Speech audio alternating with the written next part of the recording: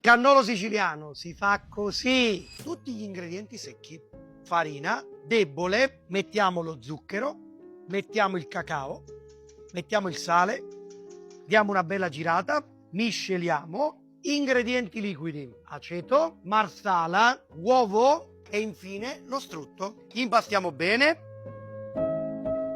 Lasciamo riposare dopo che è impastato almeno per un'ora. Questo è il risultato finale. Abbiamo un impasto molto duro e poi vi spiegherò pure il segreto per fare le piccole bollicine. Andiamo a sfogliare.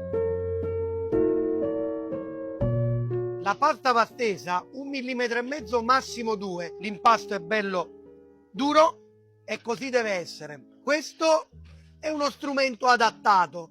C'è proprio il classico zoccolo per fare lo stampo dei cannoli.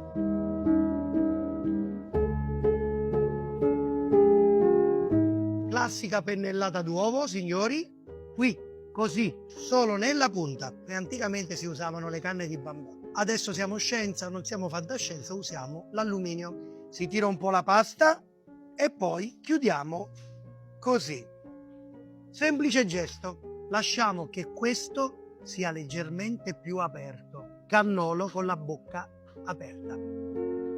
Tra un'ora li andremo a friggere. Per farcire i nostri cannoli non ho scelto la ricotta di pecora, ma siccome siamo in Campania, ricotta di bufala, quantità di zucchero da inserire all'interno dal 30 al 40%. Ricotta asciutta, se è buona ne mettete il 30% di zucchero. Se non è buona, aumentate un po'. Aggiungiamo lo zucchero e lasciamo maturare in frigo per almeno 24 ore. Passiamo tutto a setaccio. Ecco lì la nostra crema di ricotta di bufala. Gocce di cioccolato rigorosamente amaro, non troppo dolce. Ne mettiamo circa il 10%.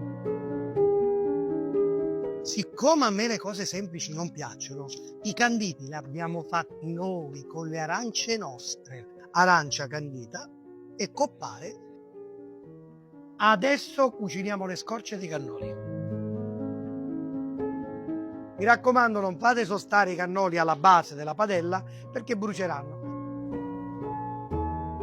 Mi raccomando, cottura lenta e graduale, tra i 170 e i 180 gradi. Dovranno stare in olio almeno 3-4 minuti. Scoliamo e mettiamo così. Tiriamo fuori la stecca. Ricotta pronta. Sì, però, come si faceva una volta.